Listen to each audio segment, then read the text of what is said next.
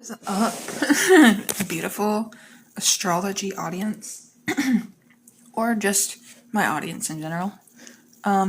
This video is going to be dedicated to Saturn and Aries, the discipline of the wound, and we're going to go over our forecast for it, as well as Neptune and Aries, the dissolution of the self, and our forecast for Neptune and Aries. And I also wanted to talk about criminal forensic astrology and do a case study series. So that's what this video is for. I'd appreciate if you subscribe, like, comment, and share if you dare and care, with peace and love. So yes, we're going to speak about these two transits, and we're also going to do criminal astrology reading. So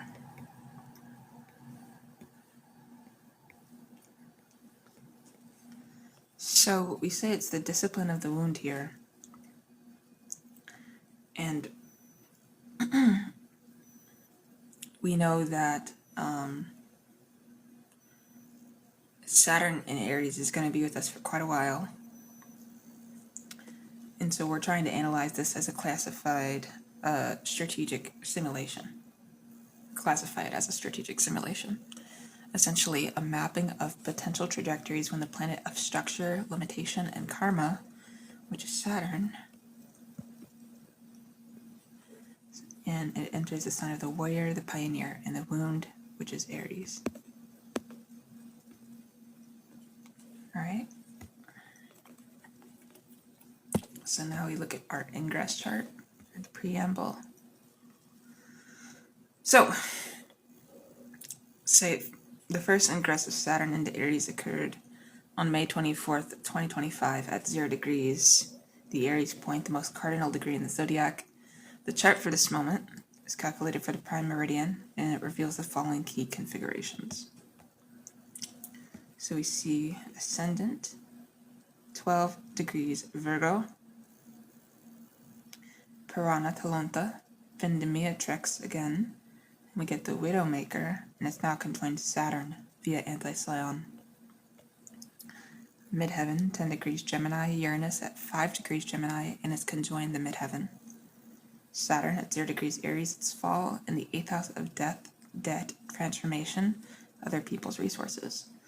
Mars, the traditional ruler of Aries, 2 degrees Leo, domicile in the 11th house, squares Saturn, applying 2 degrees separation. Sun, 3 degrees Gemini, in the 9th house, opposite Pluto and Aquarius, separating. Moon, 29 degrees Taurus, and Heretic, void of course, in the 9th house, conjoined Algol, 26 degrees Taurus. Alright.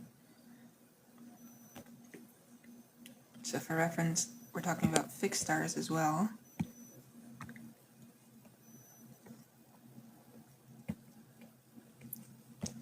And we notice fixed star sheet in Pegasus, 29 degrees Pisces, conjoined the south node Ketu. The broken wing, the fall from flight. And now what we do is dissect our data and talk about the personal and collective forecast. This is how we do forecasts on this channel. By breaking it down from the ingress chart all the way to help you understand, step by step. So let's talk about the Purana Talonta of the Ascendant, also known as Vendemiatrix. So the Widowmaker star returns, and the Uranus and Gemini forecast Vendemiatrix. It signified surgical precision. Hold on a second.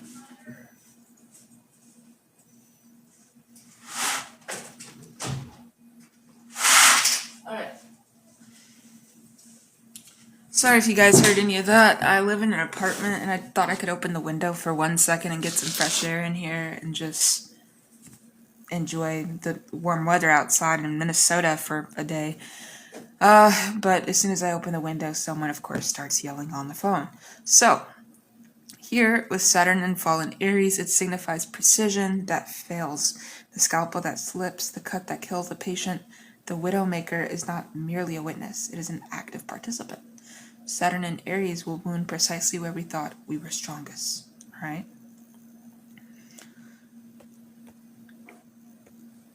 Now we look at Saturn at 0 degrees Aries, also known as the Aries point. The Aries point is the most public, visible, and fated degree in the zodiac. Any planet at 0 degrees Aries becomes a world stage. Its effects are collective, undeniable, and often catastrophic. Saturn, the planet of limitation, at the point of pure initiation, Aries, creates a paradox, the beginning that is already an ending. New structures, laws, governments, institutions will be born already wounded. Every start will carry the seed of its own failure. Saturn in Aries, its fall. So Saturn is in its sign of its fall in Aries because the solitary, impulsive, self-starting energy of the ram resists Saturn's patience, planning, and collective responsibility. In fall, Saturn does not become weak, it becomes misapplied. Discipline becomes brutality, boundaries become isolation, patience becomes paralysis. The warrior who should charge forward instead freezes or charges blindly into a wall. All right. Mars in Leo, domicile square Saturn. So Mars, the ruler of Aries, in its fire domicile Leo, squaring Saturn. This is a signature of the leader who cannot lead, the general whose orders are countermanded, the CEO whose strategy is undermined, the parent whose authority is rejected. The square means that the very source of Aries energy, Mars, is at war with the planet that is trying to discipline it, Saturn. The result is not resolution, but attrition, a grinding, exhausting conflict in which both sides lose. Now we talk about Moon at 29 degrees Taurus, an erratic and void of course, conjoined algol. So the Moon, in its exaltation, Taurus, at the anaretic degree of crises, void of course, no further major aspects before leaving the sign, conjoined algol, the severed head.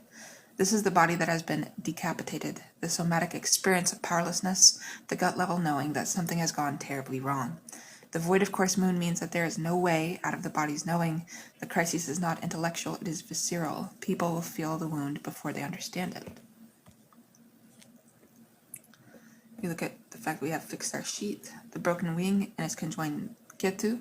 So Sheath is a star in the constellation Pegasus, the winged horse, and is associated with falls from height, drowning, and a catastrophic failure of what was supposed to fly. Conjoined Ketu, the point of karmic release, the past that must be left behind. Sheath indicates that the old structures that once carried us will break.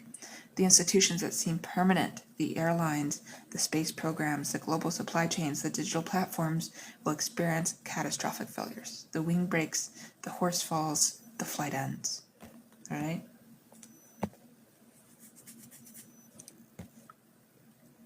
Let's talk about the discipline of the wound on a personal and collective level. So Saturn in Aries is not a transit of reward, it is a transit of consequence. Aries is a sign of the self, the individual, the ego, the warrior's charge. Saturn is the planet of reality, time, and the collective. When Saturn passes through Aries, the self is brought before the court of the real. We're going to talk about hormone replacement, cyborg mechanics, and the wounded flesh in more detail with Saturn and Aries, because under Saturn and Aries, the body, the physical, vulnerable, mortal body, becomes a site of intensified limitation. And this is especially significant given the concurrent Uranus and Gemini, neural interfaces, BCIs, and Pluto in Aquarius, digital identity. Saturn in Aries asks what happens to the body when the body is no longer the boundary of the self. Hormone replacement and biochemical modification will face their first major regulatory reckoning. Between 2026 and 2028, here's what we should expect. Clinical trials halted. At least 2 major hormone replacement protocols will be suspended due to unexpected long-term side effects, cardiovascular, neurological, or autoimmune. The Saturnine lesson, the body does not forgive shortcuts. Never. The informed consent backlash, all right, as DIY biohacking and unregulated peptide use lead to hospitalizations and deaths, governments will impose strict licensing requirements for hormone modulation. The gray market will not disappear, but will become more dangerous as quality control vanishes. A return to the natural, Saturn and Aries in fall, can produce a reactionary conservatism regarding the body. A bio-orthodoxy movement may emerge. arguing that any modification of the body's baseline chemistry is a violation of natural law, which in my opinion, it is. This movement will be most visible in politics, less visible in private practice, of course, because they're making money off of it. People will continue to modify, but they will do so in silence and shame because they know why. They're fucking big pharma guinea pigs. Big pharma guinea pigs. And even if you don't get on hormones, you're probably a big pharma guinea pig because you've been to a doctor and you've been given shots and quote-unquote medicine. All these things that are just really, in my opinion, governmental abuse of its citizens behind closed doors. Some people understand it, some people aren't ready. But it's time to really wake up, because the next few years we are going to see the reality of our institutions even more. So I suggest you lock in. All right. So I want to talk about cyborg mechanics and neural interfaces and how they will face their first major failure cascade. And by 2027, the first generation of consumer BCIs will have been in use for 2 years. Saturn and Aries will bring hardware recalls, manufacturing defects, battery fires, and neural interface glitches will lead to mass recalls. The companies responsible will face lawsuits that bankrupt them. The Institute predicts that at least one major BCI manufacturer will cease operations by 2028. The phantom limb of the digital self. Users who have integrated BCIs into their daily cognition will experience withdrawal, depression, and identity fragmentation when the devices fail or are removed. Saturn and Aries will reveal that the digital extension of the self is not a prosthesis, it is a dependency. All right? Regulatory overcorrection. In response to high-profile injuries, governments will impose moratoriums on certain classes of neural interfaces.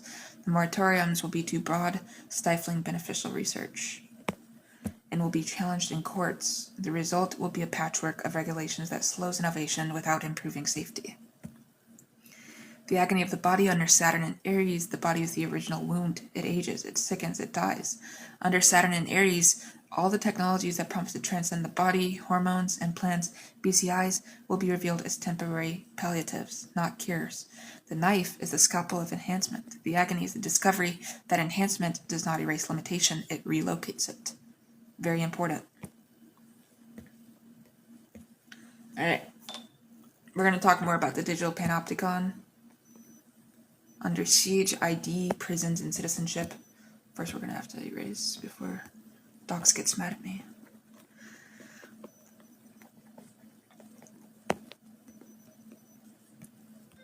Alright.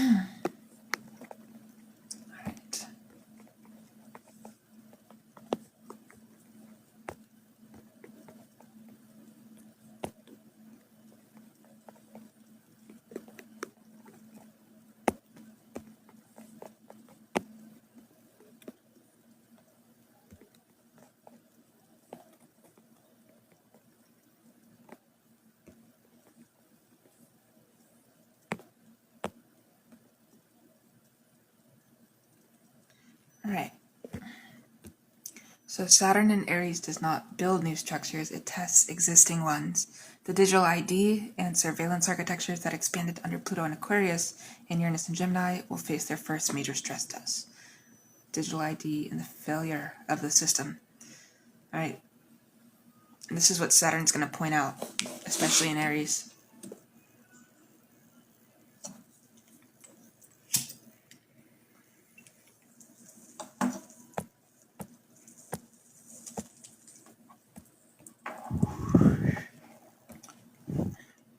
So by the end of 2026, biometric digital ID systems will be operational in over 40 countries.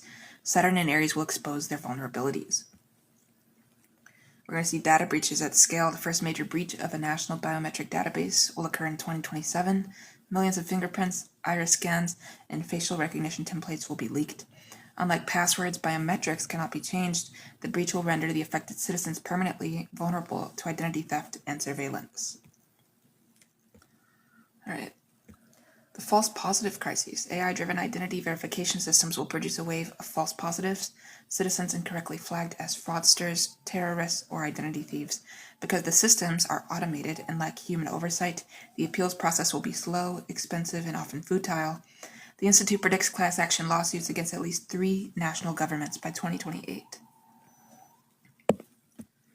Right. Birthright citizenship under the blade. The 2026 Supreme Court case challenging birthright citizenship, foreshadowed in the Pluto and Aquarius forecast, will be decided in 2027. The Institute's analysis suggests a narrow ruling that does not overturn birthright citizenship entirely, but allows for exceptions. Children born to certain categories of non-citizens may be denied automatic citizenship. The result will be a patchwork of stateless persons, people born in a country but not of it, with no digital ID, no passport, no rights. Saturn in Aries will reveal that citizenship is not a birthright. It is a privilege that can be revoked. All right.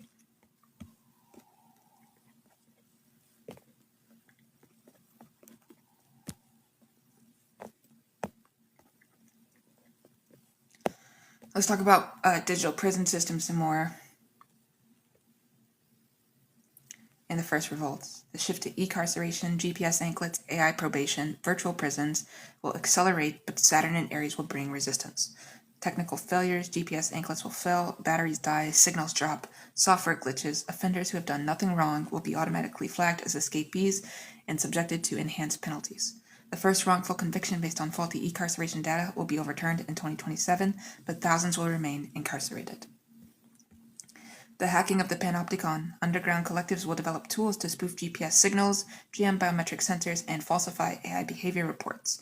The cat-and-mouse game between carceral AI and prison abolitionists will escalate. So Saturn in Aries in fall favors neither side. Both will suffer losses. And the psychological toll. Virtual reality prisons, marketed as humane alternatives to physical confinement, will be revealed as torture devices. The absence of physical walls does not produce freedom, it produces infinite disorientation. The first suicide in a VR prison will occur by the end of 2026. The first class action lawsuit for cruel and unusual punishment will follow in 2027.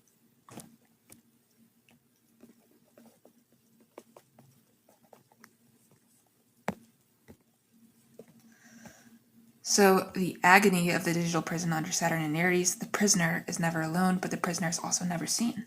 The algorithm watches, but the algorithm does not witness. The agony is the knowledge that no human will ever look at your case, that your freedom depends on a line of code that may or may not be correct. All right, let's talk about the financial and labor crucible. Saturn in Aries is a transit of contraction. Markets, investments, and employment will face severe stress. The warrior's charge, Aries, meets the wall of limitation. Saturn, the result is not a crash, but a grinding recession. All right. So we look at markets and investments, the correction after the bubble. The preceding transits, Uranus and Gemini, Pluto and Aquarius, inflated a speculative bubble around AI, neural interfaces, and digital ID. Saturn and Aries will pop it, not dramatically, but systematically. All right.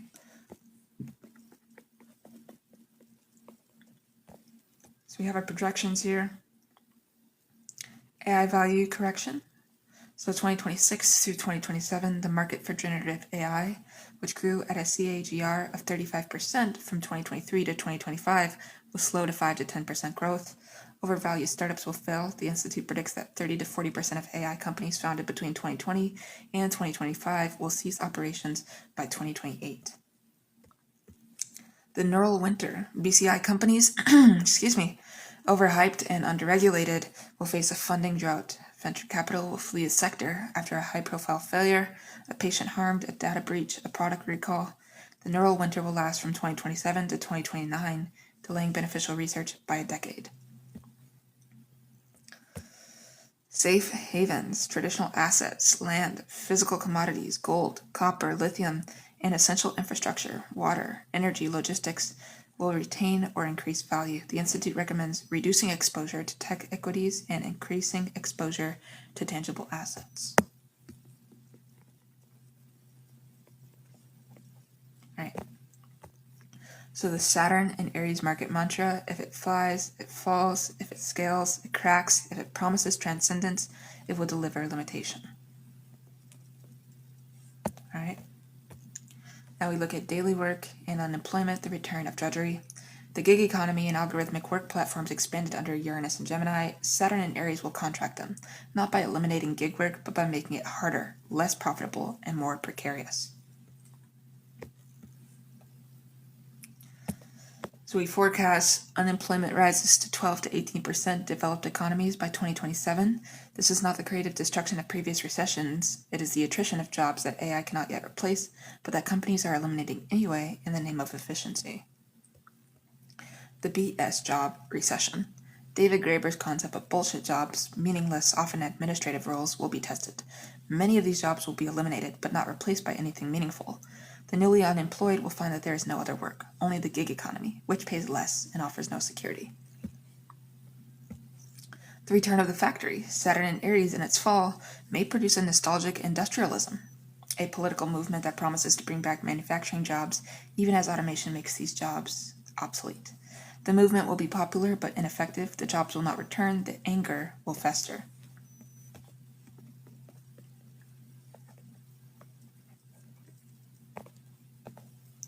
All right.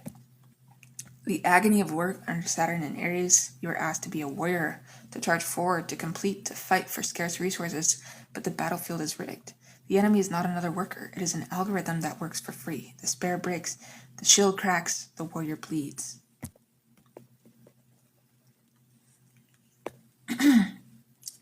Now I want to talk about geopolitics, the war that does not end. So Saturn in Aries rules war, for starters. Yes, it literally rules war. It makes sense why. But not the glorious war of Mars and Aries. This is the war of attrition, the war that no one wins, the war that grinds on because no one can figure out how to stop. So we see our active conflicts now. The Ukraine-Russia stalemate by 2026, the end of the war will have entered its fourth year. Neither side can achieve a decisive victory. Neither side can afford to surrender. Saturn and Aries will produce a frozen conflict, periodic flare-ups, no peace treaty, thousands more dead, no resolution in sight. Middle East multipolar chaos. The Israel-Palestine conflict, the Iran-Saudi proxy war, and the collapse of Syrian and Iraqi state structures will merge into a regional conflagration that defies easy analysis. Saturn in Aries produces fragmentation, not one war, but dozens of local wars, each with its own logic, none resolvable by outside intervention. The return of the draft. A lot of people want to know. Several nations facing manpower shortages and escalating conflicts will consider reinstating compulsory military service. The Institute predicts that at least one NATO country will reintroduce the draft by 2027, triggering massive protests and draft resistance. All right, we're going to talk about the climate-military nexus, the initiation, key dates, and go on to Neptune and Aries. So the climate-military nexus, Saturn and Aries will also discipline climate-driven conflicts. Resource wars over water, arable land, rare earth minerals will escalate. The same Saturnine limitation that constrains economies will also constrain adaptation. Right? So my assumption is climate refugees become climate prisoners. Nations will not open their borders to climate displaced populations. They will close them, building walls, deploying drones, and creating detention camps that are indistinguishable from prisons. The first climate detention center will open in the Mediterranean by 2027. The failure of climate tech, carbon capture, geoengineering, and other technological fixes will be revealed as insufficient. Saturn in Aries does not reward magical thinking, it rewards acceptance of limitation. The planet is warming. The seas are rising. No technology will reverse this on a timescale that matters. The agony is the acceptance.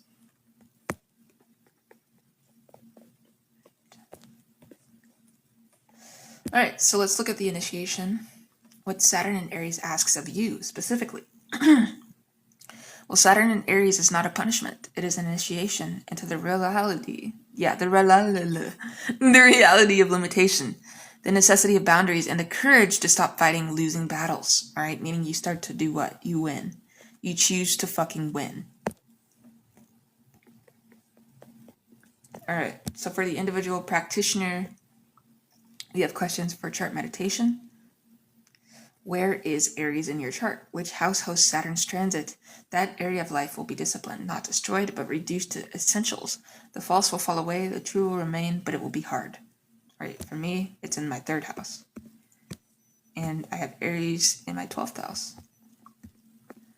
And it's Rahu. So, this is the stuff you need to know. Second, what are you fighting that you cannot win? So Saturn in Aries asks you to choose your battles. Not every charge is heroic. Some charges are suicide. The warrior's wisdom is knowing when to lower the spear. Where have you avoided limitation? Have you used technology, hormones, BCIs, digital IDs to escape the body's reality? Saturn will bring you back to your body, not as punishment, but as grounding. The body is not the enemy. The body is the only ground. In what structure is already broken that you are still defending? Saturn in Aries will break what is already cracked. The question is whether you will let it fall or be crushed under it.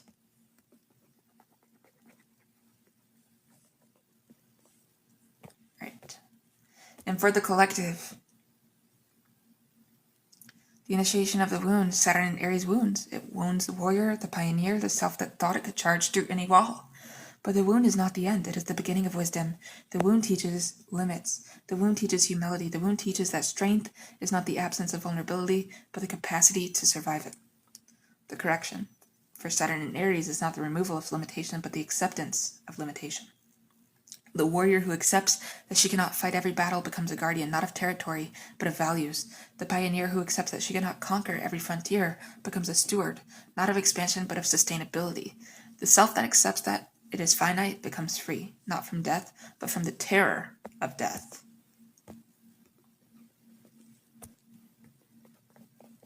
All right. We're going to go over our key dates.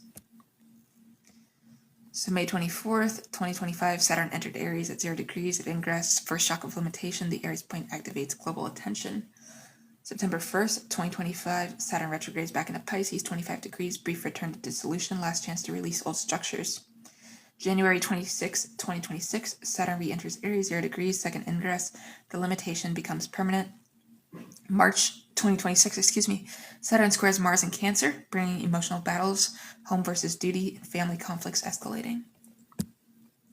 October 2026, Saturn opposes Venus in Libra, so relationship stress, financial contracts tested, divorce rates spike.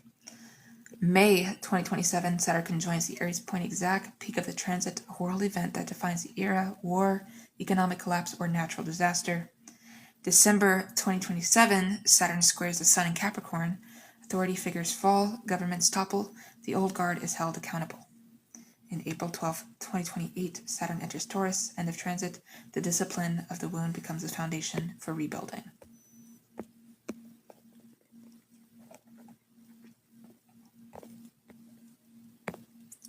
All right, and on our closing note for Saturn in Aries, it's the transit of the wounded warrior. The knife is the spear that breaks in the first charge. The agony is the wound that does not heal quickly, but the correction is the scar, the tissue that grows back stronger, more flexible, more real than the original flesh. The Institute does not promise that you will emerge from this transit unscathed. You will not. You will be wounded, but the wound is not the end of the story.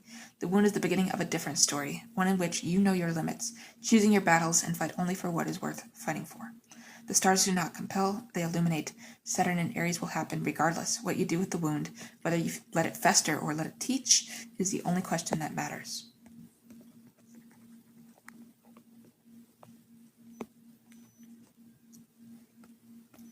All right, Neptune in Aries is the dissolution of the self, because we're talking about Neptune now. So we'll get over our preamble and then dive into the dissolution of the self. So again, this is our ingress chart. We see it's the first ingress of Neptune into Aries, and it occurred on March 31st, 2026 at 0 degrees. Aries point, the most cardinal and visible degree. The chart for this moment is calculated for the prime meridian, and it reveals the following key configurations. All right. So we see the ascendant, 18 degrees Cancer. Purana Talonta, Procyon, the little dog of morning rising with the moon in Scorpio. All right? As well as, excuse me, you drink some more water. All right. As well as a midheaven that has 20 degrees Pisces. All right.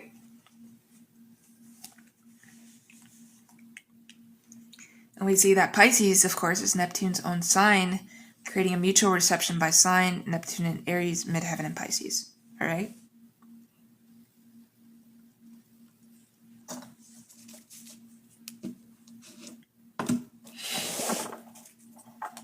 So Neptune,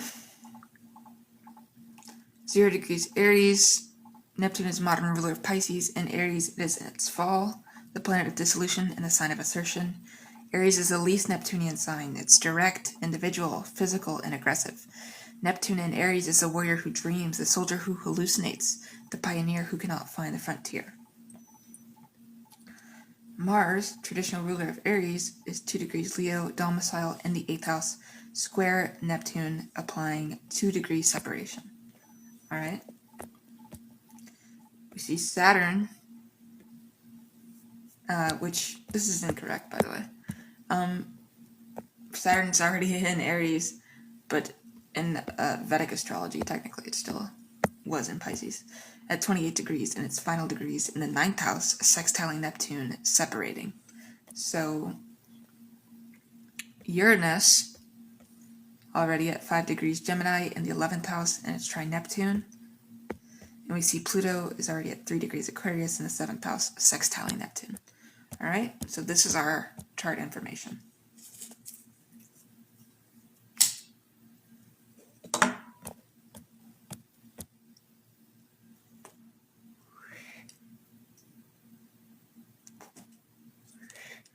But we also have another fixed star, Alnilam, in Orion's belt. Alnilam, 0 degrees Gemini, conjoined Rahu, the string of pearls associated with sudden glory and sudden ruin.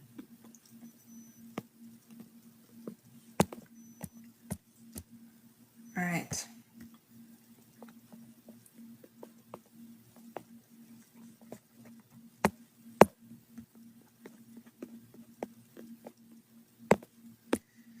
So we dissect this, we see Purana Talonta of the ascendant is Procyon. So we're talking about the fixed star of the ascendant.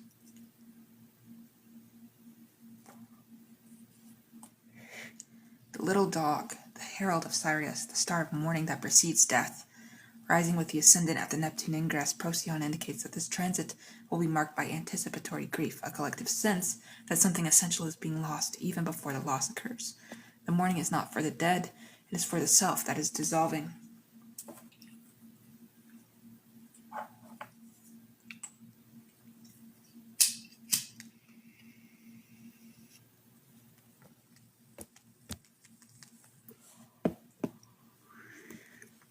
Right, so Neptune at 0 degrees Aries. As with Saturn, Neptune at the Aries point becomes a world stage, but where Saturn brought limitation, Neptune brings dissolution. The Aries point is a degree of pure assertion. I am. Neptune at this degree asks, who is the I that asserts? The answer, over 13 years, will be no one fixed. The self becomes a dream, vivid, compelling, and ultimately insubstantial. So Neptune in Aries, its fall. Neptune is in its fall in Aries because the misty, boundaryless, oceanic quality of the planet cannot easily inhabit the sharp, dry, individualistic sign of the ram. In fall, Neptune does not become weak, it becomes misleading. The spiritual seeker becomes the fanatic, the artist becomes the propagandist, the healer becomes the charlatan, the warrior's clarity becomes the soldier's hallucination. All right?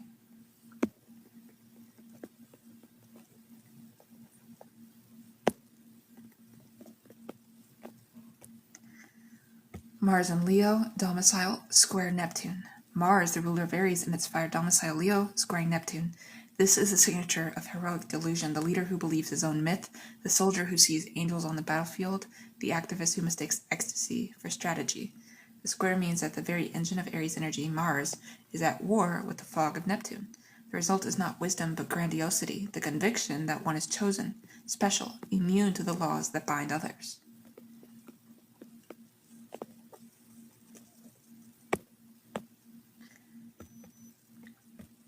Uranus and Gemini trine Neptune. The air trine between Uranus, disruption, networks, and Neptune, dissolution, transcendence, creates a feedback loop of unreality. Information becomes fluid, facts become suggestions, reality becomes a shared hallucination. This trine is the astrological signature of the post-truth era, not as a failure of journalism, but as a structural condition of consciousness. The trine means that the dissolution will feel liberating at first. Pluto in Aquarius sextile Neptune. Pluto, transformation, power, in Aquarius, the collective, the network, sextile Neptune, dissolution, transcendence, offers a potential integration. The power structures of the digital age, Pluto in Aquarius, can be dissolved, Neptune, into something more fluid, more compassionate, less hierarchical. But the sextile is an opportunity, not a guarantee. If the integration fails, the result is not liberation, but chaos, power without form, dissolution without rebirth.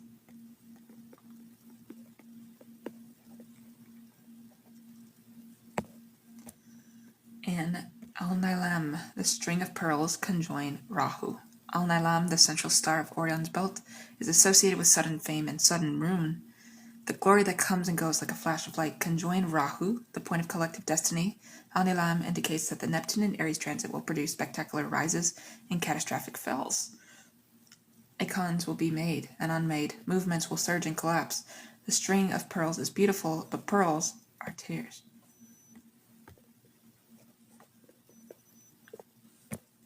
Right. Now we're going to talk about the dissolution of the self, transhumanism, hormones, and the fluid body. So Neptune in Aries dissolves the boundary of the individual self, and under this transit the question, who am I, becomes not a philosophical inquiry, but a lived crisis. And the technologies of transhumanism, hormone replacement, and cyborg mechanics will be both the instruments of dissolution and the false promises of rescue. Left off. The dissolution of the self, transhumanism, hormones, and the fluid body. So Neptune in Aries dissolves the boundary of the individual self. Under this transit, the question, who am I, becomes not a philosophical inquiry, but a lived crisis, and the technologies of transhumanism, hormone replacement, and cyborg mechanics will be both the instruments of dissolution and the false promises of rescue. So hormone replacement and the fluid self. Under Neptune in Aries, hormone replacement will shift from medical treatment to identity technology. And when we say medical treatment, put air quotes on that. The endocrine system becomes a medium of self-creation, but Neptune's fog means that the line between choice and delusion will blur, and we see our developments.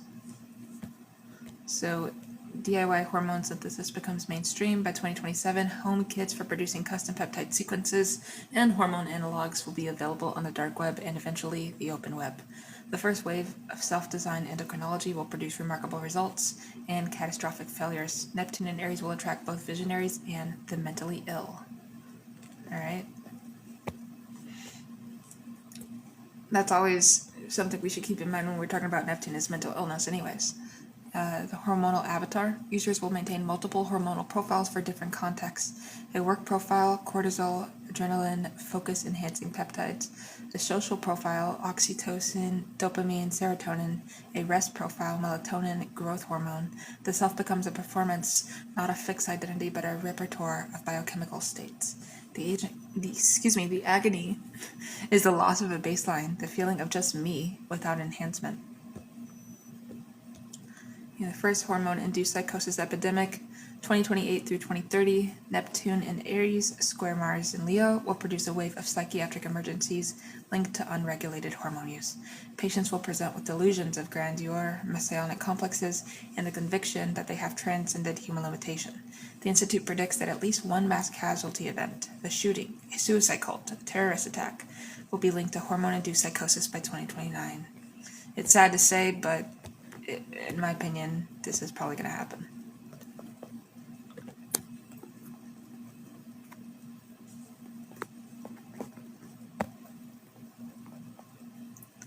Alright, So the Neptune and Aries paradox: hormones can change your mood, your body, your sense of self, but Neptune asks, what is the self that is being changed? If the self is nothing more than a biochemical configuration, then changing the configuration is not transformation, it is erasure. All right? Trying to rewrite your fundamental script that you were given. So we're going to expand on the cyborg mechanics part of it in the hallucinated interface. So under Uranus and Gemini, BCIs were tools of augmentation. Under Neptune and Aries, they become tools of immersion, and the line between the simulated and the real will vanish, and already has vanished. All right, so we look at the developments from 2028 through 2035. We see full dive virtual reality, also known as FDVR. By 2030, the first consumer FDVR systems will be available. Neural interfaces that replace sensory input entirely, creating a virtual environment indistinguishable from physical reality. The technology will be marketed as entertainment and therapy, but Neptune and Aries will turn it into a prison. The walking dream phenomenon. Users who spend extended periods in FDVR will experience dissociation from physical reality. They will report that the real world feels flat, gray, and meaningless compared to the vividness of the simulation. By 2032, the first cases of FDVR addiction will be classified as a mental health disorder. By 2035, the first FDVR-related suicide, a user who chooses to die rather than return to the unreal physical world, will make global headlines. Neural hacking becomes hallucinatory. The same BCIs that enable FDVR can be remotely manipulated. By 2033, the first cases of injected hallucinations will be reported. Victims who see, hear, and feel things that are not there, imposed by a malicious actor. The legal system will struggle to classify whether a hallucinated assault is a crime, and if so, against which body. The agony of the cyborg under Neptune and Aries. You can no longer trust your senses. The neural interface can be hacked. The hormone cocktail can be adulterated. The FDVR can be a prison. The body, once the ground of reality, becomes a receiver for signals that may or may not be true. The knife is the implant. The agony is the doubt. The endless sinking suspicion that nothing you feel is real.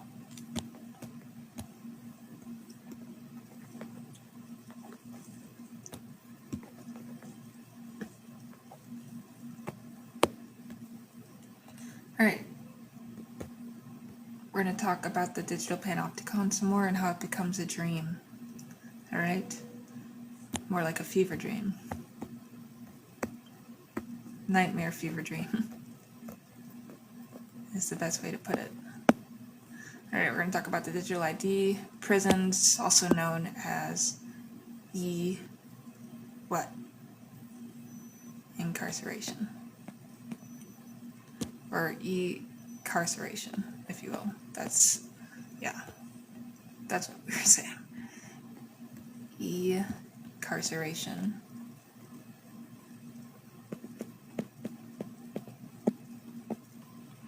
And citizenship. So will we have birthrights?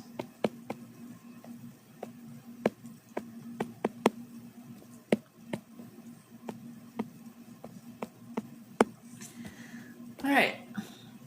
So under Saturn and Aries, the digital panopticon was tested. It cracked, but held.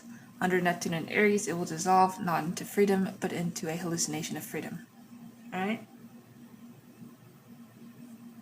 So we talk about digital ID and the ghost population. By 2028, biometric digital ID will be nearly universal in developed economies. Neptune and Aries will not destroy these systems, it will obscure them, creating a population of the digitally invisible who exist in the cracks. We see our scenarios here. The ghost economy, so from 2028 through 2032, as digital ID becomes mandatory for employment, housing, and financial services, a parallel off-grid economy will emerge. Ghosts, people with no valid digital ID, or with ID that has been revoked, will trade in cash, barter, and cryptocurrency. The ghost economy will be vulnerable to exploitation, forced labor, sex trafficking, organ harvesting, but also a site of resistance. All right. This is also some straight-up pillaging energy.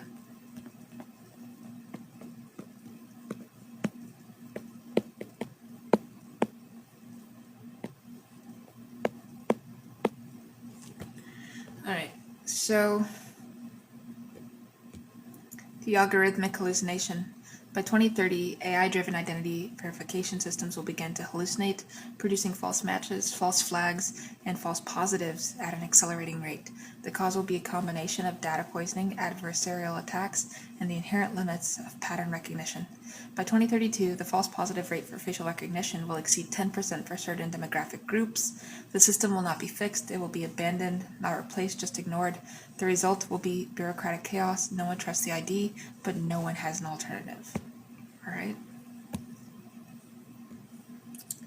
And birthright citizenship and the stateless generation. The 2027 ruling that weakened birthright citizenship will be expanded under Neptune and Aries, not through new laws, but through administrative drift. By 2035, millions of people born in the country will have no clear citizenship status. They will exist in a legal fog, not deported, not naturalized, not protected. The agony is not persecution, it is neglect. No one is coming to help. No one is coming to harm you. You simply do not exist. All right?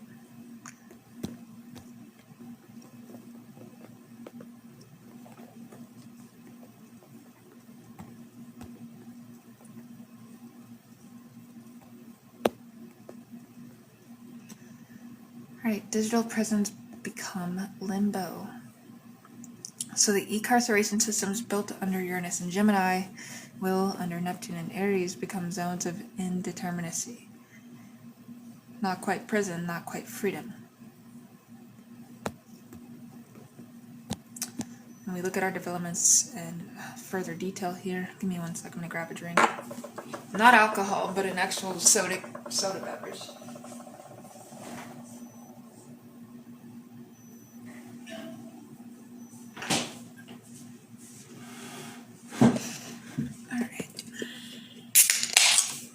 Shout out to the Asian market I live next to that has really cool stuff.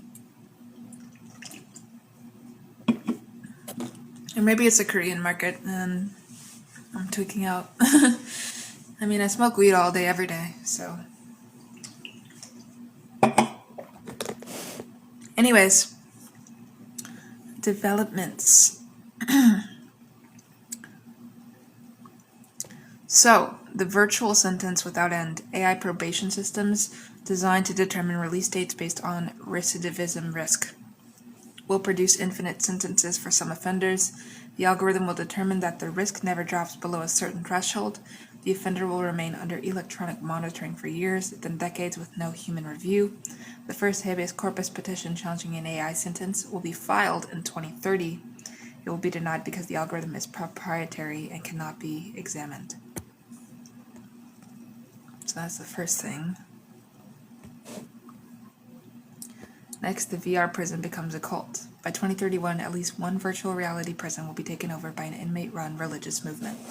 Now that sounds insane, right? If you actually understand astrology and you've been doing this for a long time, this almost sounds like normal. Because it will be. This is the world we're living in.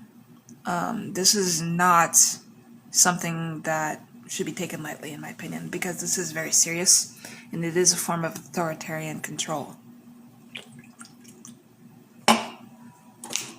So, hold on a second.